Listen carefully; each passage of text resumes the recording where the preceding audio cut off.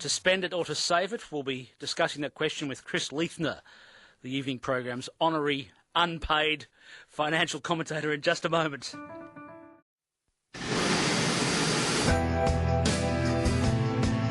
This is ABC, Local Radio Queensland. Graham of Yarrabah has sent a message saying, how is the $1,000 payment going to benefit Australians when everything we buy is made in China? Boom, boom. The cold, hard facts of realism come home. Thank you very much for that, Graham. Chris Leithner, you want to answer that question? Can you answer that? How will $1,000 benefit us when everything we buy is made in China? Well, the question to ask, does consumption benefit? What the government wants us to believe is that the royal road to prosperity is through consumption, that we can somehow consume ourselves into prosperity. I think it's false. I think it's misleading. They also, as a corollary, through their interest rate policy, seem to be telling us that the route to prosperity has to do with debt, and I don't think that's true either. So the answer to the question has to do with not with consumption, but with production. In order to consume, we first have to produce. We're talking a big game about consuming, but we're talking precious little about producing, and that seems to be the critical question that we have to ask ourselves. This is 612 ABC Brisbane. My question was half joking, by the way, but there you go. Well said. Chris Leithner is from Leithner and Associates. He's the evening program's honorary finance commentator, fully unpaid. But nevertheless, he very kindly comes in and gives us his professional observations about finance and economic matters when requested.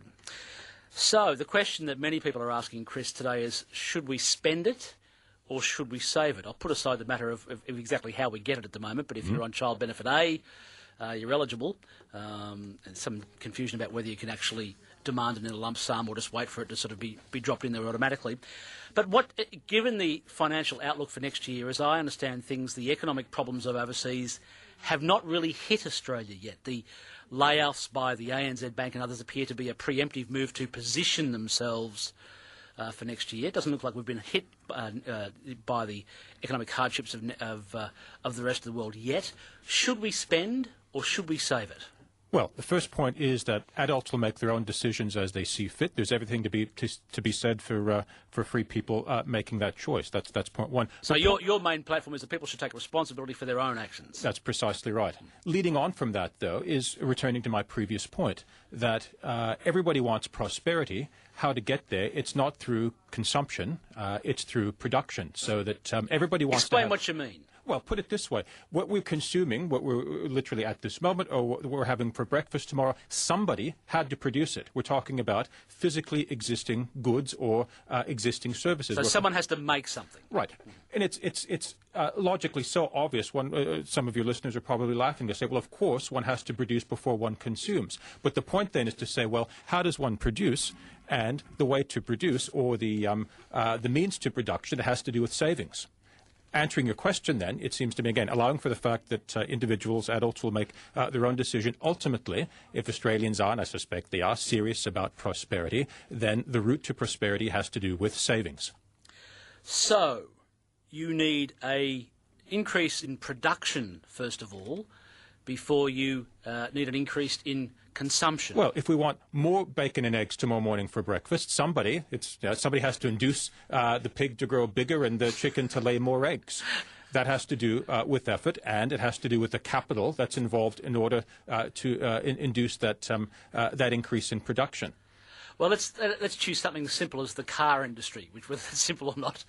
But, we make a certain number of cars in this country, but it's not quite clear whether they're going to be around in their normal form next year, particularly given that the parent companies are overseas in the United States. What happens if all of a sudden all those workers who work for Ford and General Motors lose their jobs? They won't be able to produce anything. Quite literally right. And it's an awful thing. We don't like to talk about it. It's worst of all when it happens to oneself, but one has to dust oneself off. I've heard it on your show where people talk in terms of, look, I've lost job X. I now have to either, through my own study, through retooling myself, I have to find other work. I have to find other means to produce new things or things other than I was producing before. So in other words, it changes the context. And obviously there are both psychological and physical costs. It's a red wrenching change. I'm not minimizing that at all. If anything, I'm bringing it to the fore. But it doesn't change the fact that ultimately, and again, returning to your original point, it seems to me that policy in this country, conversation in this country, needs to give production more emphasis, and to do that, savings have to be given emphasis. We then turn around and say, well, then why is it that the government does not want us to save money? Precisely. They are saying, do not save money. You are emphatically right. And again, I shrug my shoulders. Why is this? Why isn't there an outcry as we speak? And your listeners will know it full well. The way that term deposits have fallen off in recent weeks. In actual fact, the purchasing power now is falling. That's to say the rate of interest that one receives, say, for a one-year term deposit is lower than the consumer price index. So one is going marginally, not by a great amount, I'll allow that, but one is marginally going, but one is being, in effect, penalised for savings. You're quite right that the entire, not just government policy, but the culture is one of consuming for today, and we'll leave production, and tomorrow, well, we'll leave that to its own ends. So it almost looks like they just want to get over the Christmas hump by spending, and then we'll worry about next year. Well, that's it, and you add in a kind of almost a liturgical element to this. We're in Advent now. Advent is a time not for feasting, but for fasting. Advent is a time not for merrymaking, but for calm and sober reflection, for repentance. So for both economic reasons and, dare I say it, for theological reasons, Australians should be thinking a fair bit about savings and deliberation rather than wild merrymaking. 5 minutes to 8. Chris Leithner, finance commentator, is my guest. Chris Leithner is with Leithner and Associates. We keep getting bombarded with requests for how to track down Chris Leithner.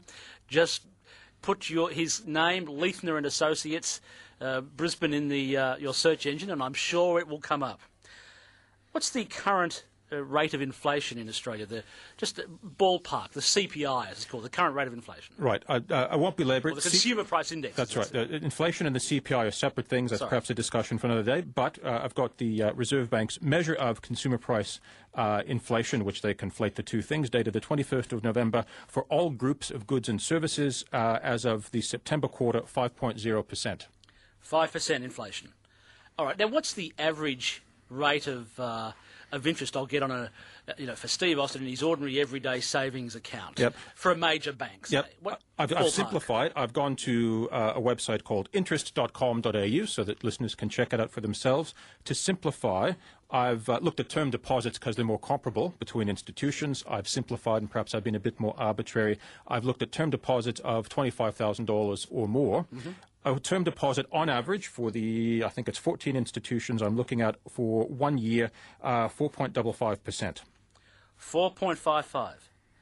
In other words, so by 0.05%, on your calculation, we're going backwards. That's right. Given, if you like, the current settings for the overnight cash rate, which obviously differ quite a bit from what they were, say, 3 months or so ago, I'll say. Policy settings are penalising savers. They're rewarding debtors. And again, this is a subject of conversation we've had in the past. Government policy divides people. In this case, it's driving a wedge between debtors and creditors, between people who save and people who borrow. That's perhaps another conversation for another day. But again, the critical point is that people who are relying upon that income from their savings have taken quite a knock over the past 2 to 3 months. This is 612 ABC Brisbane, and if my caller can be put on hold, are you okay to take a caller? Sure. We'll take a quick question. Robert of Maryborough, what's your question, Robert? Look, I want to know, we're being questioned about what we're going to do with our big bonus we're getting. When I'm asking, why haven't the people who do negative gearing get a big bonus still of $16 billion it costs per year? You mean cost the Australian economy $16 billion in tax benefit? Well, if you do negative gearing, if you're earning $150,000 and you're paying $75,000 in tax, you can get a concession from the taxation department to put that $75,000 and pay off another unit. Are you able to answer that, Chris? Not directly, apart from the fact that, again, there generally are rewards for taking out debt. the tax law not just allows it, but encourages it. And there's simply, in terms of, there's just simply not an analogous set of advantages for savers. It returns to that basic point that savers are being penalised. So at the moment, you would say, look, we've got to produce things before we can consume things. That's what actually makes prosperity. And your other point is that the inflation rate is, depending on how you calculate it, about 5%, and the average return on your savings is 4.55. In other words, we're going backwards in both areas. Correct. Thank you very much. I'll speak to you again in the near future. On that upbeat note, I thank you very much indeed.